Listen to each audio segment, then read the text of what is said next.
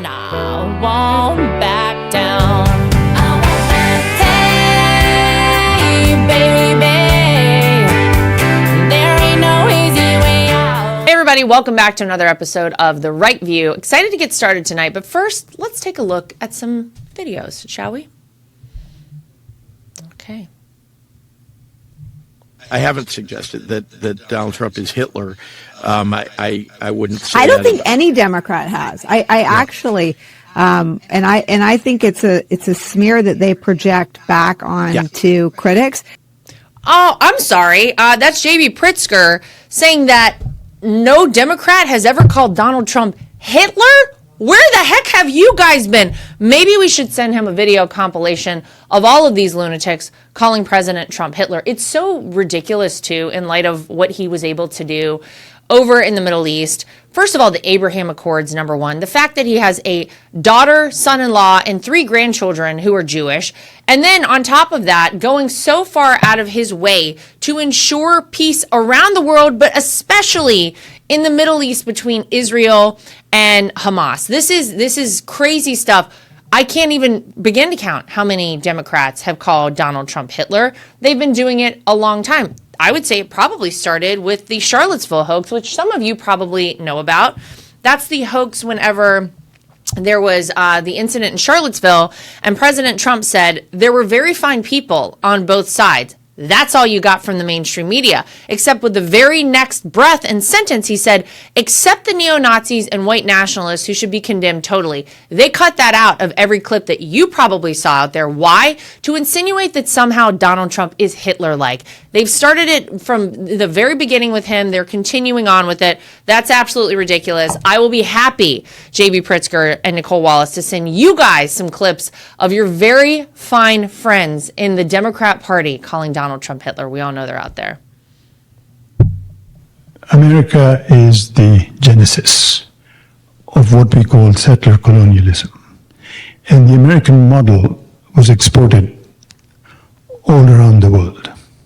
Abraham Lincoln generalized the solution of reservations. They herded American Indians into separate territories. For the Nazis, this was the inspiration. Hitler realized 2 things. One, that genocide was doable. It is possible to do genocide. That's what Hitler realized.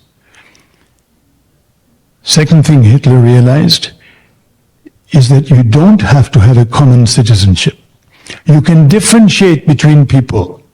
The Nuremberg laws were patterned after American laws. Okay, that's Zoran Mamdani's father. So I just want everyone to be aware that this is the kind of ideology, I don't know, crazy talk that he probably heard growing up. So you wonder how this guy ended up as a communist. As, you know, what we're looking at for New York City, it's absolutely terrifying.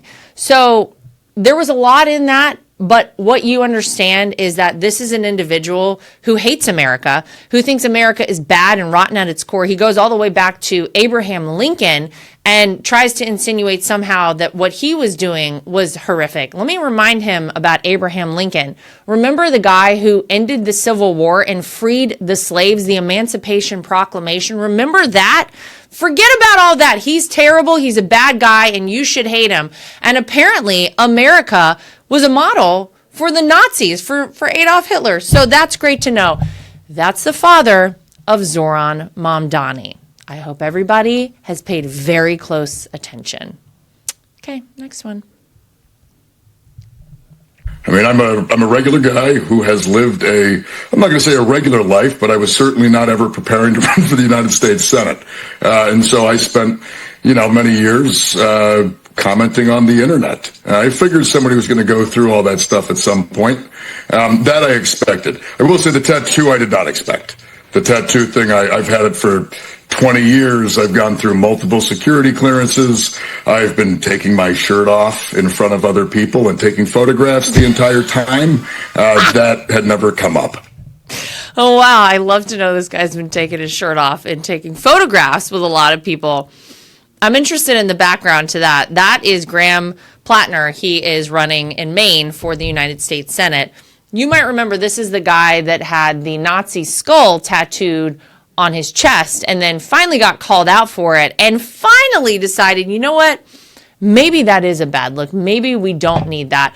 But just because he covered it up doesn't mean that anything should feel different. The fact that this individual is running for the United States Senate and was willing to just kind of live his life with a horrific symbol tattooed on his body, the fact that he even thought at some point of putting that permanently on himself should raise a lot of red flags for people, especially in Maine. So, and yeah, of course, we're going back through everybody's search history. So maybe you don't want to write crazy stuff on the internet. Just a hot tip out there for, I'm going to say any and everyone, because I don't care if you're running for the U.S. Senate. I don't care if you're just going out to get a job at McDonald's. Guess what? At some point, somebody, an employer, somebody in your future, maybe a future, spouse of yours is going to go back and look through all of the things you wrote online. And so if you think it's a problem to put out there while you're typing it, maybe don't put it out there. Just my hot take, just a hot tip from me. Okay, here we go. I think we should reduce voting age to 16. I'll tell you why. So, Gen Z, they're age about 13 through 27. They've only known the climate crisis.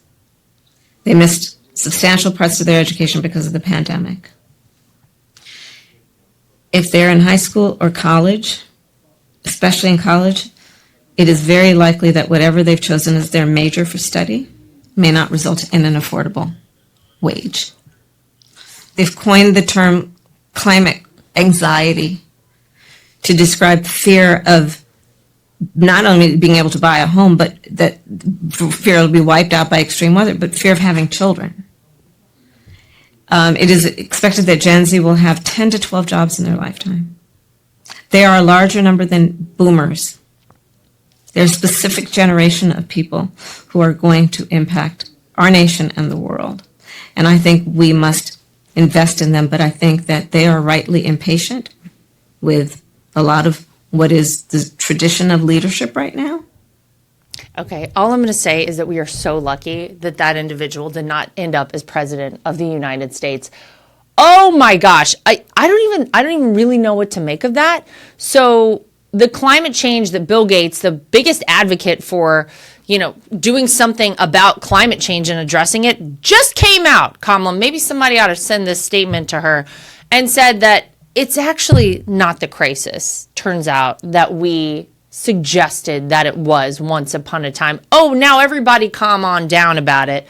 Maybe someone ought to send that to her. And her rationale for lowering the voting age to 16 is that climate change has made these kids nervous. They're going to have multiple jobs throughout their life. Everybody's got multiple jobs throughout their life. I can't even begin to count how many I have. I don't understand the rationale there whatsoever. I assume that she thinks that if she were able to capture a younger audience during the 2024 election to vote for her, and she could have targeted them more, than maybe somehow she could have squeezed by and become president. Kamala, it wouldn't have mattered.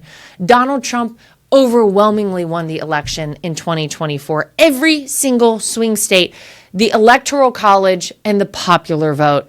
We already know there was no shot, not a snowball's chance that you had to become president of the United States. So I don't know what the goal of all that is. I'm going to say that I think 18 is probably the appropriate age to start voting in this country. And oh, guess what? That's what it is. Tonight we're joined by managing editor of MRCTV Brittany Hughes, as well as executive editor of NewsBusters Tim Graham. Brittany and Tim, thank you so much for joining us. There's so much to talk about right now. I feel like everybody's tuning into the news, but in case you missed it, in case you missed something called Arctic frost, you may have heard about last week, Senator Chuck Grassley revealed that Biden's corrupt Department of Justice compiled a, quote, enemies list, Tim, of Republicans that they went after and were targeting. And this is not just something we should say like, oh, this isn't a big deal because we've moved on. Joe Biden's no longer in the White House. Whistleblower documents show that Biden's FBI subpoenaed bank records, donor lists, and emails of numerous major conservative organizations and leaders, including Donald Trump's campaign, the RNC, Save America PAC, America First Policy Institute, the Conservative Partnership Institute, and My Pillow of all things. They're really going after Mike Lindell. This is some serious stuff. Somebody is at some point going to have a lot of questions to answer, Tim. Give me your overview of learning about Arctic frost. Well, obviously, some people have suggested this is worse than Watergate. I think what we really need to look at in the big picture is the most preposterous thing that journalists say today is that somehow Donald Trump is unique in weaponizing the Justice Department. This would seem to ignore what we all watched with the Justice Department under Joe Biden, which was a dramatic investigation, prosecution of Trump and his supporters, starting with the January 6th probe and then going over into all of these other matters.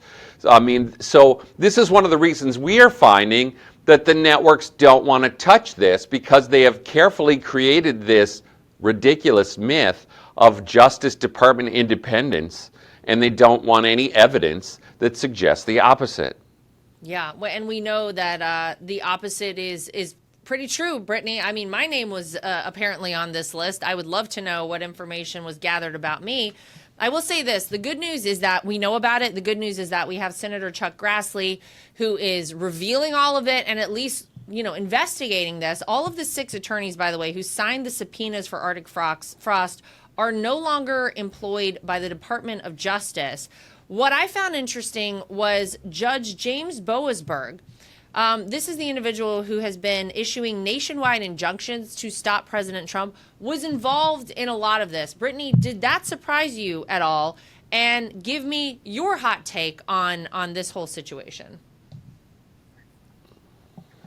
Well, I think it's been pretty obvious here that when it comes to Republican versus Democrat administrations, right, it's rules for thee, but not for me. I think that one of the most frustrating things for many of the American people, and I know for myself, is if you look back at the weaponization of the federal government targeting political opponents, again, as Tim said, this is something that the media want you to believe is, entirely the Trump administration, and it bolsters their claims of authoritarianism and fascism and, whatever other nonsense, which is, patently false. But if you look back at the history of how the federal government has been weaponized, even all the way back in 2016 under the Obama administration, when, for example, the FISA court being lied to in order to illegally spy on an American citizen in order to take down a political opponent. When you look at Adam Schiff and his abuse of power as the chairman of the House Intel Committee, for example, and using that power to brand the Hunter Biden laptop story as Russian misinformation, which was not true. This is something that you can see a pattern of here. And now we have credible evidence showing that the Biden administration and the DOJ under the Biden administration may have weaponized the federal government to, again, spy on political opponents. The timing of this matters. A lot of these subpoenas that were issued to entities and people under the guise of maybe having something to do with January 6th only came after Trump announced that he would be seeking another term as president. That cannot be a coincidence, or it doesn't appear to be a coincidence. But when it comes to the media ignoring these stories, it's not just that keeps the American people from having access to information. One of the byproducts of media reporting on stories is the pressure that it then puts for accountability. Accountability is something that we don't often see in these stories. It turns out that they happened, the information comes out, but no one is ever held accountable because the media are not focusing on these stories. When it doesn't fit their narrative, they bury it. And I think that's one of the most frustrating things for so many Americans is, where is the accountability? That comes when the media do their jobs, and we haven't seen that for years. Yeah, I completely agree with that. You brought up Adam Schiff. Talk about accountability.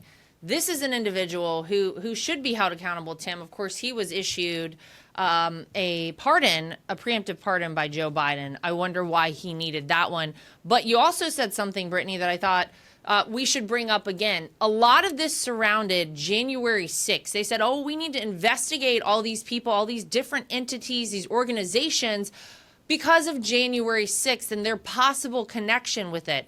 One of the nonprofits, America First Legal, that they spied on didn't even exist, Tim, on January 6th, 2021. They just used this as a blanket rationale to, very clearly target conservatives and get whatever information they could. Senator Ted Cruz apparently was not even informed by his cell carrier that he was being spied on, that they had tried to get all of these records, his text chains, his emails, all this information from him. And Boasberg, this judge, says, well, it's because we thought that Ted Cruz might delete all of these things or destroy evidence of some variety. And Ted Cruz is saying, why would you think that I would do that? Oh, you mean like Hillary Clinton did, Tim? 33,000 emails that she bleach bitted, all of that. It's really amazing. But I agree. We have to stay on top of this. We have to continue talking about these things, because if no one is held accountable, then what's the future of America look like if this is the kind of stuff that these people were able to get away with? And overwhelmingly, look, I've been working at the Media Research Center since 1989, and it's been obvious for a long, long time that one of the most dramatic ongoing exhibits of media bias is how do you cover scandals? And we all know they completely overhype Republican scandals and pretend that Democratic scandals don't exist, or they're just a horrible exercise in Republicans pouncing and seizing. And so obviously in this case, they're just going to say, if the Republicans are investigating something, it is not news. If Senator Grassley is investigating something, it's not news. If Congressman Jordan or Congressman Comer are investigating something, it's not news. If Nancy Pelosi convenes a January 6th committee complete with 2 fake Republicans who do everything she says, that's the most important committee in the history of the House of Representatives, and every word they say should be covered live on every network. That's really what happened. Now Comer's committee comes out, it finishes its report, it puts out all the transcripts, all the videos with the Biden people, and there's crickets. They didn't get live coverage, they didn't get any coverage. And it's that dramatic difference where it's like one party's investigations are the most important nonpartisan investigation ever, and Republican investigations are just, it's like they don't exist. It's like the movie Wag the Dog to me, if you ever saw that, where they literally, they need the White House needs a distraction, and so they create a fake war and they get like fake news coverage of it to distract the American people. That's what happens with all of this stuff. And once you see it and understand it, you can't unsee it. You really very quickly realize exactly how all of this works and why, we so often talk about the legacy media as the marketing arm of the Democrat Party, because they do their dirty work, they do their bidding, they hide the bad stuff from the American people, they try to exacerbate any sort of a minute issue within the Republican side, and it's outrageous. And unfortunately, they've gotten away with it for far too long, but I think people are starting to realize that this is happening, and I think it's why they're seeking alternative sources for their information. It's why, this show and people who are willing out there to talk about the reality of the situation are gaining traction, and people are starting to tune into it. We got to talk about the shutdown. The Schumer shutdown is still continuing, Brittany, and it is the Schumer shutdown. There is no doubt about it. Whenever you have the vast majority of Republicans voting to fund the government, and the Democrats are the ones every single time who are voting not to fund the government, it is Chuck Schumer and the Democrats shutdown. President Trump floated this idea about ending the filibuster. He said on Thursday that Senate Republicans should invoke what he calls the nuclear option to bypass the 60-vote filibuster rule and allow legislation to reopen the federal government to pass with a simple majority vote. There's a lot of critique of this, Brittany. There are people out there who say, well, you can't do that because then what if the Democrats do the same thing in the future? What do you think about ending the filibuster in order to reopen the government and at least fund our air traffic controllers, our military, make sure that people they get SNAP benefits, babies get their food, etc.? What is your thought on that? Is it worth it to do it at this point? I think when I hear President Trump saying that, what it speaks of to me is somebody that, as the Democrats say, well, we care about the suffering of millions of people. Well, how much can you really care about the suffering of millions of people when you're willing to put millions of people through suffering by shutting down the government? I'm a military wife. Our paycheck is directly connected to this mess. And I get even more concerned about our military that's currently overseas. A lot of these enlisted guys, they don't make enough, as much as they should to begin with. And so not only are they missing their families right now, they're also missing their paychecks. We have air traffic controllers, one of the most high-pressured jobs in the country. And instead of having their head in the game and directing air traffic, they're sitting there thinking about how they're going to buy groceries and how they're going to pay their mortgage or make their rent. This is a massive problem. It may or may not be, fair that 43 million Americans are on SNAP. We can have the debate all day long about that program and fraud, waste, and abuse in it. But at the end of the day, right now, the reality is there are 43 million Americans who are on SNAP. And they're not going to get their benefits, or at least their full benefits. And this is going to have massive real world effects. And so, whether to get rid of the filibuster, I think when you start talking about options like that, yes, of course, it's a very real concern that what's good for the goose is good for the gander, right? If one side does it now, the other side could do it later. But I think when you're pushed to this breaking point of very serious real world consequences, and you have Senate Democrats who are unwilling to budge, this is a simple math game, right? You have 52 Republicans in the Senate who are lined up to support this bill that would fully fund the military, fully fund SNAP benefits, fully fund all of this stuff in a clean CR, and have voted now, over a dozen times. It needs 8 Democrat votes to get through, and it currently has 3. So I think when it comes to the filibuster, I understand the mentality that says all options have to be on the table, or else we're going to start really feeling the hurt, and millions of Americans are going to be feeling it right alongside. Yeah, listen, Tim, on Monday, the total delays in terms of airline flights, 19,554. Cancellations, 580. There are a lot of flights. I go to D.C. almost every single week. There are flights that don't even exist right now because you have Secretary Sean Duffy saying, I'm not going to risk people's safety and put flights in the air if I don't have enough air traffic controllers to ensure that those flights get to where they're going in the safest manner they possibly can. People are starting to feel the impact of this very heavily. And I wonder from your perspective, do you think the Democrats or the Republicans are, no one wins whenever we have this happen, but the argument from the Republican side, from the White House, has very clearly been, this is the Democrats who shut the government down, as I just explained, and as Brittany just laid out, we just need a handful of Democrats to come over and vote for this, and almost all of them, save for 3, are all voting against it. So who do you think is winning this argument right now? How do the American people interpret all of this? Well, if you trust the media polls done by the liberals, they're still blaming the Republicans more. I think that obviously, as we've discussed, it's the Democrats who are voting no. So it's quite obvious that the Democrats are the ones that are trying to exercise, and some of them have been brazen about it. This is our leverage.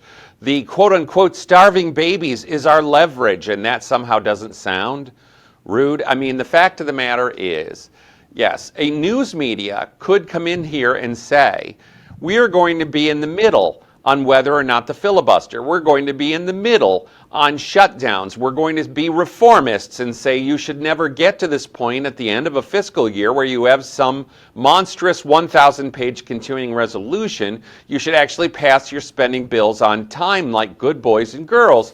But the news media doesn't do that. The news media sides with whatever the Democratic talking points of the day are. So in this case, they're going to try to blame the Republicans, and they're not going to try to say what I think we all suspect now, which is, are you going to fold then suddenly after the elections are over? Right.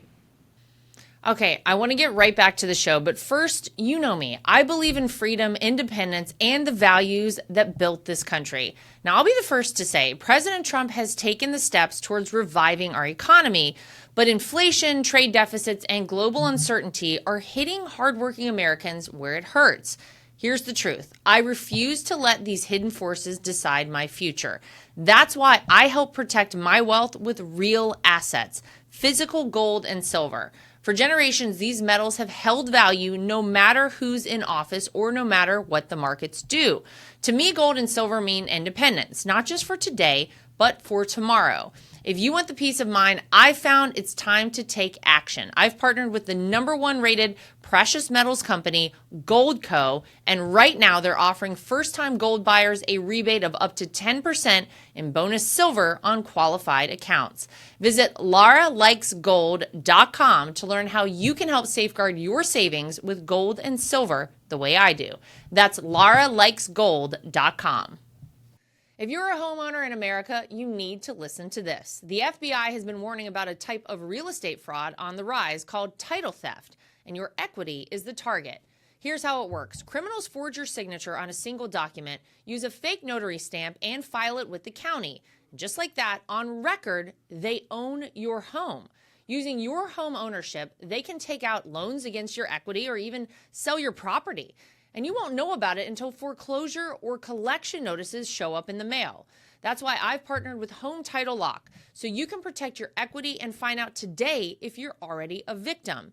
Use my promo code LARA at HometitleLock.com, and you'll get a free title history report and a free trial of their $1 million triple lock protection. That's 24/7 monitoring of your title records, urgent alerts to any changes, and if fraud occurs, their U.S.-based restoration team will spend up to $1 million to fix it. So go to HometitleLock.com and use promo code LARA to set up your account today. That's the question too, Brittany. A lot of people are saying Democrats are waiting to see the outcome of these elections and what's going to happen with them to make their play and decide that, okay, they're done. They've made their stand. Their voters have come out and supported them. That's a little bit gross. What's funny is that you brought up, Brittany, something a minute ago that I thought about myself, which is 43 million Americans are on food stamps. What do we have? 340 million people who live in this country. How is it possible we have that many people on food stamps, on SNAP benefits? That was actually shocking information to find out, but it really shows you how impactful the government at large really is in everyday life for so many different people. From your perspective, though, you say you're a military spouse and you guys are not receiving the same kind of income that you normally would. Have you felt it impact your life right now? So we have actually continued to get paid, and I thank President Trump for that. He, and this administration really bent over backwards to make sure that the military has continued to get paid. But again, there's been a lot of finagling in order to make that happen. There's always added stress when you have your paycheck hanging over your head. There are many federal employees who are not getting paid. We have friends over at the State Department that are not getting their paychecks right now. There are many federal employees, staffers in Congress. Congress is continuing to get their paychecks, but all of the people working in their offices are not. It's unbelievable. It's absolutely beyond the pale. Yeah. Should we not say, okay, if you're going to shut down the government, then no one gets a paycheck. No one in Congress should be receiving a paycheck. Tim, why don't we do that? How did we get to a place where so much is not being funded and these people are still getting paid? I actually couldn't believe that either. And some members of Congress have pledged to not take their paychecks right now, so there's that option. But yes, it's certainly something the media could be giving us more of underlining that. I know that in my house, my wife says that almost every day. These people should not be getting a paycheck if they're not paying everybody else. I think there's probably a lot of support for that out there in America. I think we should look into that among many other things. Just to move on for a moment, some of you out there may remember the former press secretary, Karine Jean-Pierre, KJP, as she's known by some people. She announced, Brittany, that back in like June that she was going to have a book coming out. Well, first she said, I have switched to become an independent. She no longer considered herself a Democrat, which a lot of us were like, okay. She's going to have this big book coming out, and the book is out. And it turns out that it is pretty bad. There are so many issues within this book. Whenever she was interviewed about the book, it made no sense. She couldn't really explain it. It seemed like a complete train wreck of an interview. But apparently this is really worse than anybody could have imagined. In fact, she initially starts to say that her title of the book, when she was referring to the broken White House, was about the Trump White House, but she worked in the Biden White House. And I don't know, there's a lot of negative feedback on this book, very different than Under Siege, my husband's book, which I think has gotten great reviews out there. Tell everybody what they should know about Karine Jean-Pierre's book and about her incoherent, career-ending, as some have called it, New Yorker interview that followed. You know, what I struggle to understand is the surprise at just how bad this has gone. I mean, did anybody actually watch her press briefings? Yep. I mean, they were terrible. She's never been able to string a sentence together. This woman has more air in her head than a balloon.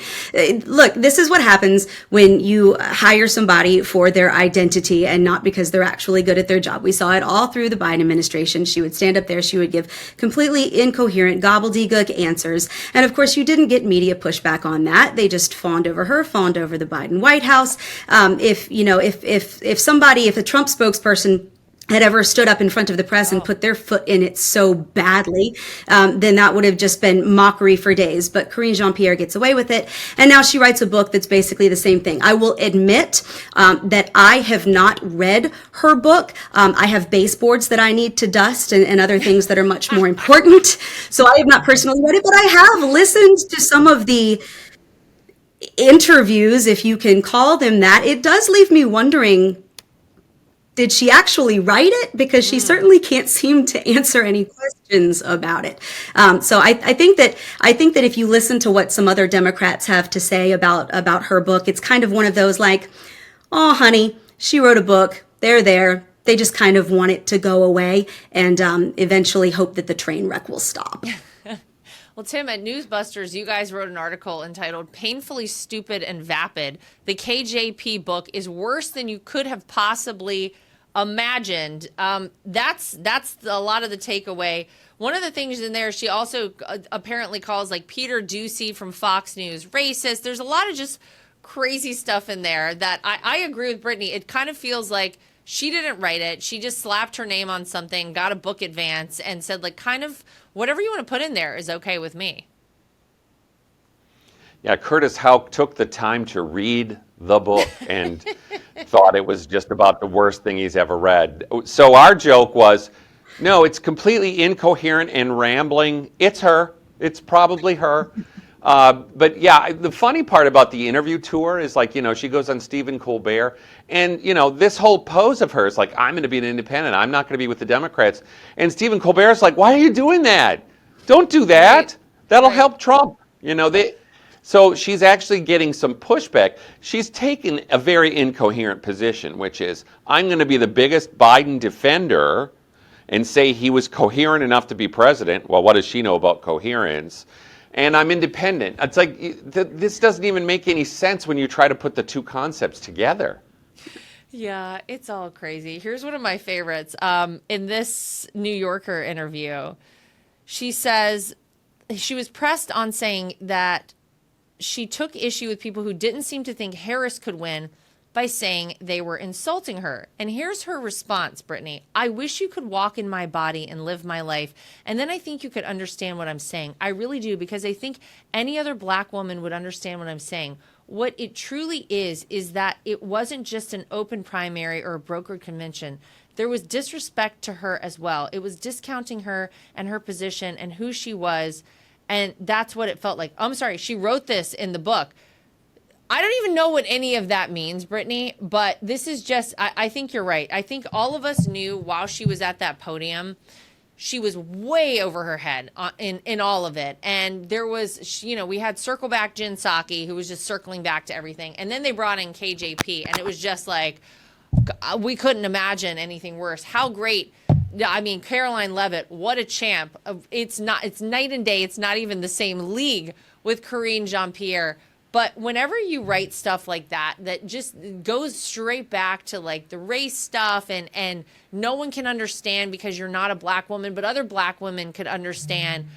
I don't know. I don't think that kind of talk gets us anywhere. I'm so tired of those lines. And can we just all kind of exist on our merits and the value that we bring to whatever it is we're doing? I'm ready to move on to that space, Brittany. Yeah, I mean, it kind of makes me wonder if maybe Kamala Harris didn't actually write that little segment about herself, because that kind of sounds like the nonsense that she would word vomit all over the place. Look, I think that Americans are sick of the identity politics. I think I think that ship is kind of sailing. I think that the left has played that hand for a very long time, that it's all about whether you're black or whether you're a woman or whether you're gay or whether you're this or that or whatever, and really segmenting people. And I think people are really tired of that. You don't have to be a black person or a woman or whatever else to understand, policy points that a politician or a candidate is trying to put in front of you. Just lay out the facts and let the American people decide. It's kind of funny because everything is all about, well, you got to be a black woman to really understand, and all of the pressure that she got and all of the unfairness that she got, which of course never applies to people like, say, Winsome Earl Sears here in Virginia, who is a black woman running for governor. If you criticize her, then you're not a racist, but if you criticize Kamala Harris, then you're automatically a racist. It's not just the identity politics. It's that the identity politics ever only goes one way. And I think one of the left's fatal flaws is that they assume that the American people are stupid enough to buy that, and they're not. And I think we're starting to see that fall apart. I agree. Something else that fell apart very recently, Tim. There was a lot of hysteria over climate change for a long time, and one of the biggest proponents of it was Bill Gates. He would consistently talk about it. It was always in the speeches he gave. He did so much to kind of promote this idea that climate change was going to end humanity. Well, it turns out he's kind of changed his mind. He says although climate change will hurt poor people more than anyone else, for the vast majority of them, it will not be the only or even the biggest threat to their lives and welfare. And he's sort of admitting in so many different ways that it's not going to be this huge monster that he advertised, that so many people advertise. We have an entire generation of Americans who say they're concerned about even having families because they're worried about climate change and the entire globe not being here for their kids and everything being destroyed. Turns out Bill Gates is like, maybe I was wrong about that. Tim, what do you think? Well, when you've been watching this, I think it really a global warming hysteria began in 1988, at least the modern version. So pretty much the whole time we've been at the MRC. And of course, we love pulling out old clips of like Meryl Streep on PBS in 1990 going, we have 10 years left. We better do something now, and we find these clips where they're like, Florida will be underwater by 2015, and they're never held accountable for being wrong. It's kind of refreshing for Bill Gates to go, well, maybe the doom mongering isn't quite right. It's like, yeah, it's always been wrong.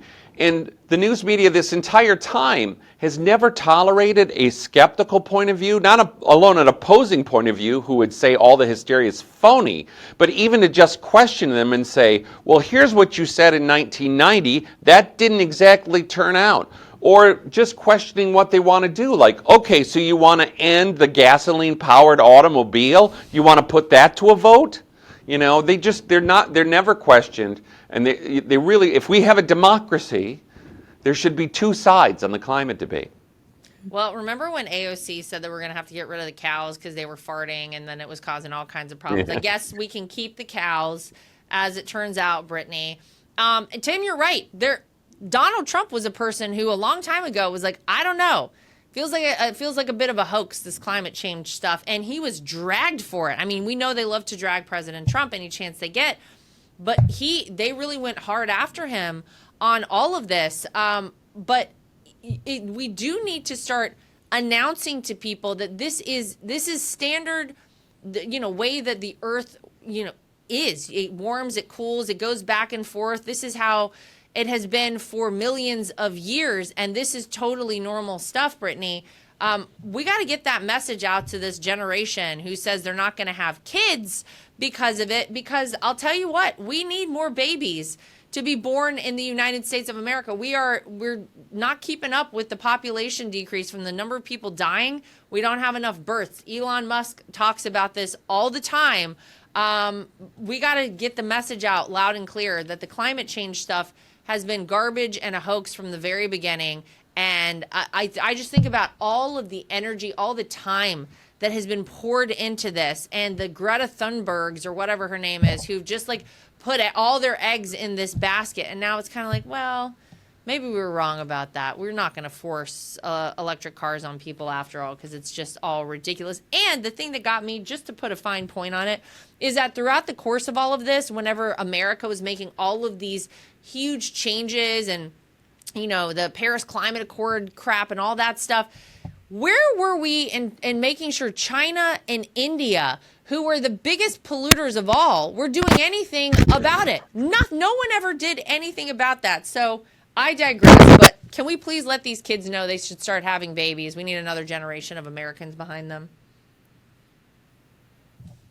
Yeah, I think that's one of the very important reasons why conservatives need to be on some of these college campuses, because that is where a lot of this fear is being instilled in younger generations. The left-wing indoctrination camps known as colleges and universities in this country. And I mean, people can call it silly if, people with common sense or maybe older generations that can see right through it.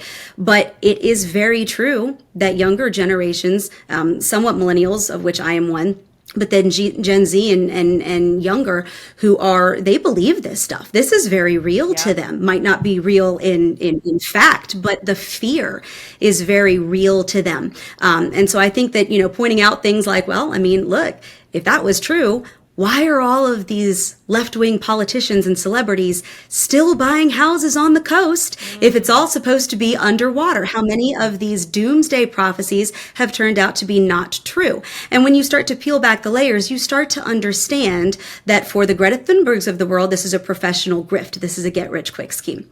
But for the politicians who are driving a lot of this, it's about government control. If you can make people fear the boogeyman of climate change, well, the government now needs to come in and save you from it. You need government policies and government regulations to make sure that we don't blow up the planet or whatever. And you can tell it's not really about that because, again, you're not reining in India. You're not putting the screws to China to get their own carbon emissions under control, but you are moving more and more towards globalization and things that the left has pushed for a long time. It's about a government takeover of our energy sector, of, our private industries.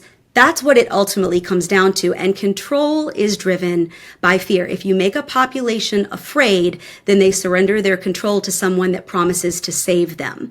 And so you can start connecting those dots, but we have to be where these young people are in order to have that conversation. If it's all controlled, if the narrative is controlled and these spaces are controlled by the left, they are going to continue to believe the propaganda. So I am encouraged to see what so many conservative organizations that are speaking out to younger people are doing, because I think that's a crucial part of this. Amen. My husband and I are going to go speak at Auburn University for a Turning Point event this week, and I'm excited to do it because you're right. We've got to go where this generation is. We've got to talk to these kids. We have to have a conversation, and I don't expect all of them to agree with everything that we have to say, but we should be able to have that conversation and, quite frankly, do what Charlie Kirk did and make sure that we're willing to engage and answer questions and negate the nonsense.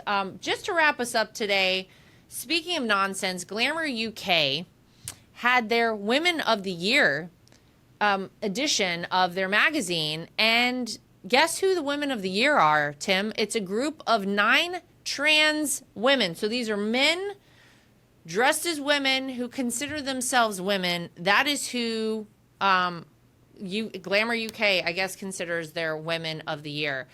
I am, again, talk about being tired of something. Are we not over this? One of these people apparently is a model who was fired by L'Oreal for calling all white people racist. So not only is this just ridiculous and insulting, I think, overall to women, they're also including these really awful, bigoted people in this group. And so maybe we shouldn't be surprised, but when you take a glance at the cover, you think you're looking at a group of 9 women. You're not. Those are men. And I thought this was a magazine for women, a women's right. magazine. Glamour. Look, I mean, this is the problem you have, is that a lot of these magazines, I mean, the field of magazines, certainly in print, is a dying art, if you want to call it an art. So now they're just going to strike a series of poses. But yeah, to me, this is sort of a double middle finger to women. To say that the women of the year are men is quite insulting to women, I would think. But, you know, striking the pose, being the wokest, that seems to be the objective. I guess this is the UK edition of Glamour. But, you know, Glamour, we can go back decades and show you, yeah, Glamour was all about how do we back the Democrats, how do we back Hillary Clinton.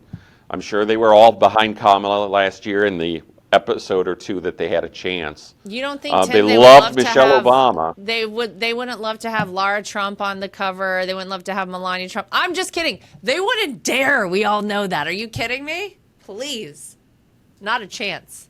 Yeah, and I mean, this is the whole point: is that they know that to do a cover story on someone means that you're probably going to have to write something somewhat nice about them. Yeah, one of the funniest cover stories of the last few years was the Vogue cover story glorifying KJP. Just to circle back to that one. Brittany, what'd you think of this?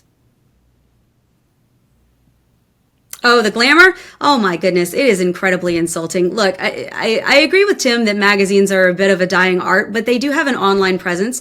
This is a magazine that not only targets women, but targets young women. And this is just a further effort to normalize this idea that men can be women and that apparently the best women are men. Look, if this were some normal, natural part of life, as the left wants us to believe that it is, it wouldn't have to be shoved in a propaganda cannon and force-fed to all of us, whether we want it or not. It is a lie that has not only insulted women, but has put women at risk. Now we've got women's sports that are being completely obliterated by men, whether they are genuinely gender confused or they're just attention seeking. We have awards in women's spaces that are being given to men. We are telling our young girls that they are not enough. They do not deserve their own spaces. We've got a case that is being completely ignored by the national news media right now here in Virginia of a convicted child predator, a pedophile, that was allowed to go into multiple bathrooms in rec centers and high schools, girls' bathrooms, and nobody stopped him, even though he was clearly a man, because in Fairfax and in Arlington, you can use whatever bathroom fits your gender identity, and nobody said a word until he was found showering naked and fondling himself next to little girls in the girls' bathroom of a high school. This is the kind of thing that the normalization of gender ideology is actually doing. There are real world tangible effects. So yes, I see a Glamour magazine cover that may or may not be relevant in and of itself, but I also see the pervasive consequences of that ideology in the real world in counties where my daughter is going to have to go to school. And that's extremely worrisome. Women should be extremely insulted, but we should also fight against that because it's incredibly insidious and dangerous. That's terrifying stuff. By the way, Glamour UK also, a little over a year ago, like a year and a half ago, had what they called a pregnant man on their cover, if you remember. Now, this is a woman who has transitioned to a man who is pregnant on the cover. The whole thing is just insane. But you're right. The normalizing of this, the way that we're supposed to all just be like, Well, that's great. Let's just make that like a standard thing. That's a standard play. We're not doing that. There's so many people who I think you're right find it insulting and it's ridiculous and it insults our intelligence at the very least. Like we know this isn't real. And yet here we are, Women of the Year. It's absolutely ridiculous. Brittany and Tim, you guys are both great. Thank you so much for spending some time with us and for all your great thoughts today. To everybody at home, as always, make sure you like, subscribe, share, and follow. We'll see you back here next time for more of The Right View. And I won't back down.